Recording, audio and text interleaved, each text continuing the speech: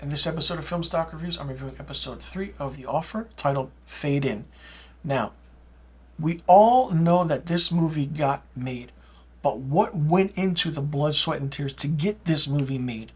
You know, the fighting that went into it, the script, what happened between Coppola and Puzo, Al Ruddy, going against the Italian mob. What did Robert Evans do, and who did he listen to? What happened with Gulf and Western, the entire board? This show is touching on that. It's touching on that in a way where we did not expect at all. So if you know the ending of episode 2, Al gets in the car and he goes on a trip because he is taken and he goes to meet Joe Colombo. This scene between Miles Teller and Giovanni Ribisi as Al Rudden and Joe Colombo respectively is fantastic. The dynamic and the back and forth that went into it between these actors was great. The camera angles were good. The close-up shots were great. The blocking was great. The editing and even the focus, where you focus in on the main character but then you see the two bodyguards in the background, was exceptional. Basically, Al tells Joe to listen, this movie is about family. It's not about the mob or anything like that. So basically what Al tells Joe is that he says, all right, you know what? Come to my office. I'll have you read the script, this and that. Joe's like, you want me to read the script? I was like, yeah, come on, this way I can trust you. Joe's like, okay, I'll do it, see what happens. So then Francis and Mario going back and forth about the script, but then you see Francis Ford Coppola being level-headed about things. And Mario Puzo's like, I can't do this. I'm a novelist. I can't write a script. I've never done this. And Francis is like, relax, calm down. Let's start from scratch. It's a great dynamic between the two because you can see that Mario Puzo is not understanding how to write a script. Coppola's helping him out. And there are scenes in this show where they recreate the big scenes in The Godfather. So Al is in New York at the Gulf and Western offices, and basically he calls Betty and says to Betty, listen, I need you here ASAP because I need the script. I want to see what's happening. So Betty goes to Francis and Mario and technically steals the script and runs off, gets to New York.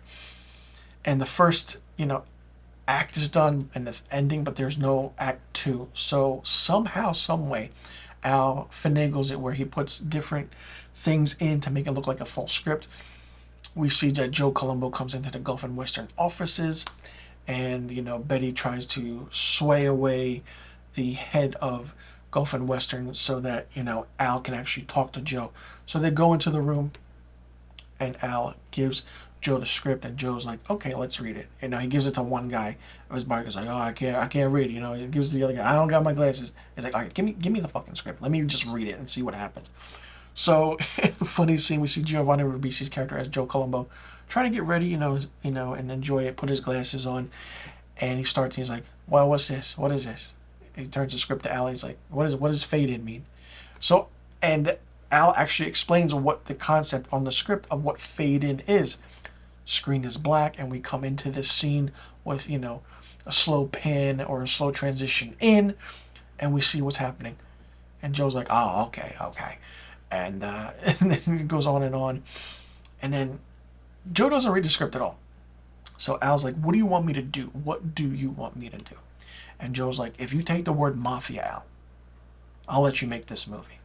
Al gets up, goes to the phone. Joe's like, wait, hold on. What are you doing? And I was like, I'm calling the screenwriters just to let them know to take the word mafia out. Joe's like, no. I trust you. Let's do this. It's good, okay. And then Joe Colombo's like, Johnny Fontaine, is he really based on Frank Sinatra? And Al's like, do you want him to be? And Joe's like, I like this guy. He's good. It's a really great scene between Miles Teller and Giovanni Ribisi again. And I feel like those two stole this episode for the good. And it's fantastic. Listen, this show is amazing.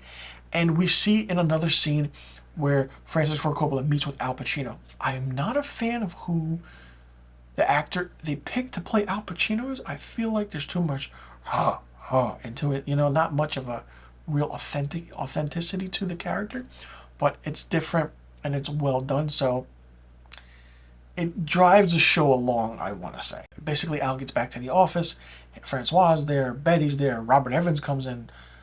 He leaves, and then Coppola comes in with the script. He's like, all right, it's done.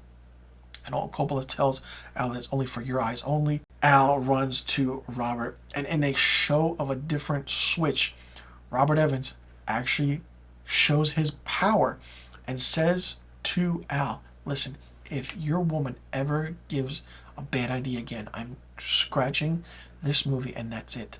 I run the fucking business, not you. Remember, what are you going to do? You're going to be with Hogan's Heroes? He's like, no, listen to me. It's great. I really love Matthew Good as Robert Evans. It's really, really great. He captures the dynamic. If you don't know who Robert Evans is, do your research.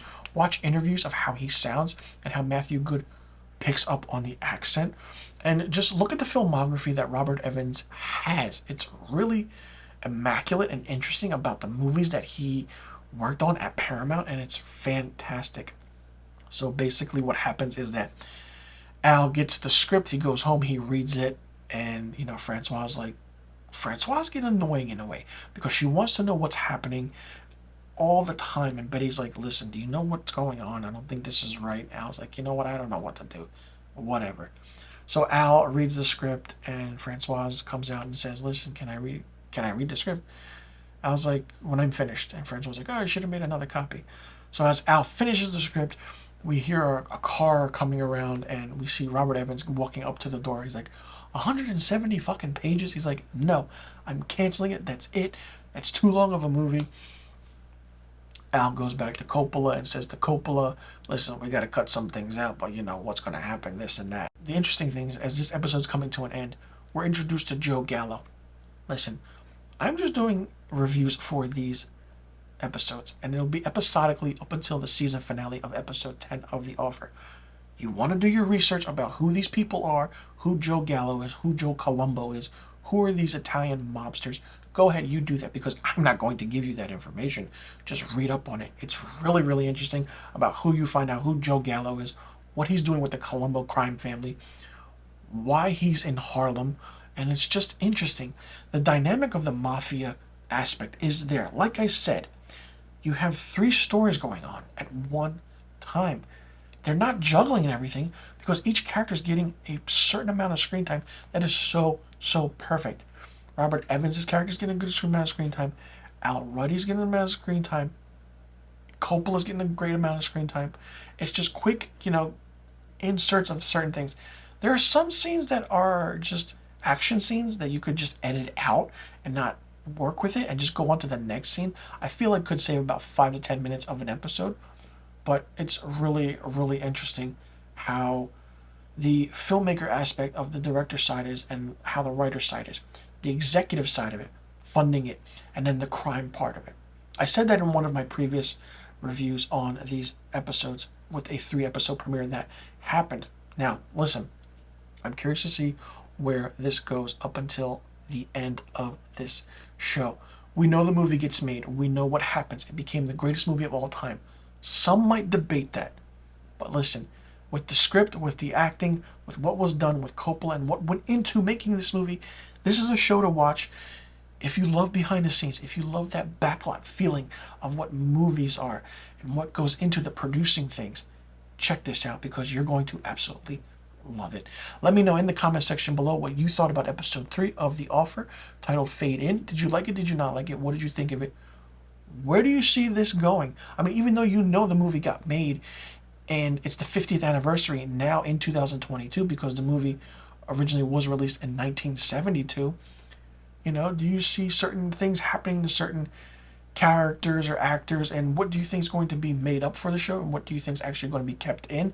Do you believe certain things are real or not real? Let me know in the comment section below about the questions I just asked, and I'll see you guys in the next review video, and be sure you tune in next week for my episode 4 review of The Offer.